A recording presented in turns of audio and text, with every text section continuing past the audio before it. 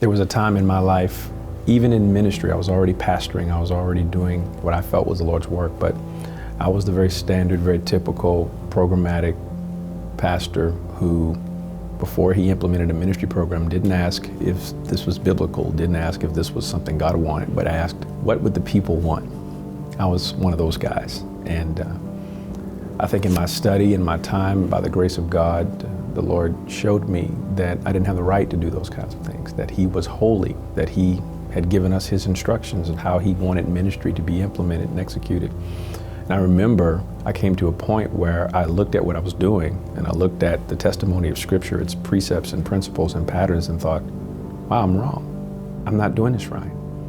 And the fear of God in that moment, knowing that I'm going to have to face Him one day, and also knowing just how much He loves me and how much He loves our congregation and our precious people.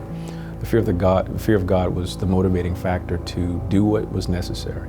I trembled at the fact that I had displeased Him, and I changed and I repented. And our church is blessed now, and so many families are blessed now because of the fear of the Lord. The fear of the Lord is one of those characteristics of Christian discipleship that motivates our change, motivates our behavior. It causes us then to see Him in such a light where we actually, regardless of the consequences, do something different and live a different life.